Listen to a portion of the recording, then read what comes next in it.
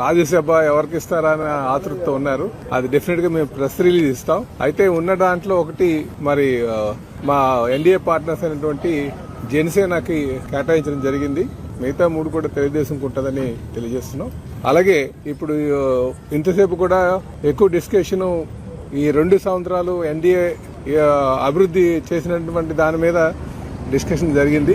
అలాగే దాన్ని ప్రజల్లోకి ఏ విధంగా తీసుకువెళ్లాలి, ఎందుకంటే రేపు 12వ తారీఖు వస్తే 2 సంవత్సరాలు పూర్తవుతున్నటువంటి నేపథ్యంలో, అలాగే కేంద్రంలో బీజేపీ పార్టీ నరేంద్ర మోడీ గారి సారథ్యంలో మరి 9వ తారీఖుకి 2 సంవత్సరాలు పూర్తి అవుతున్నటువంటి నేపథ్యంలో ఉమ్మడిగా తీసుకుని కార్యాచరణ రూపొందించుకున్నాం.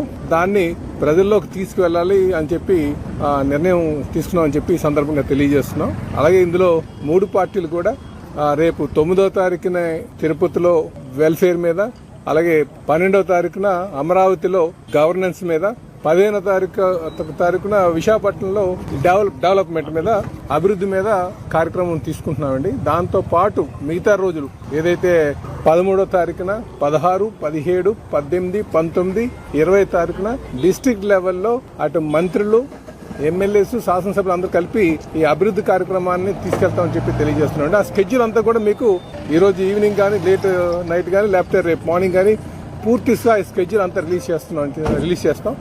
అయితే ఈ రోజు ముఖ్యంగా ఇది ఈ 2 సంవత్సరాల అచీవ్మెంట్ ని ప్రజల్లోకి తీసుకువెళ్లాలన్న దాని మీద ఎక్కువగా చర్చించుకోవడం జరిగిందని చెప్పేసి ఎన్డీఏ పార్ట్నర్స్ మధ్య చర్చ జరిగిందని చెప్పి ఈ సందర్భంగా తెలియజేస్తున్నాం. దీంతో పాటు స్పెషల్ ఇంటెన్సివ్ రివిజన్ ఏదైతే ఓట్ల కార్యక్రమం ఉందో దాని మీద కూడా డిస్కషన్ జరిగిందని చెప్పి తెలియజేస్తున్నాం.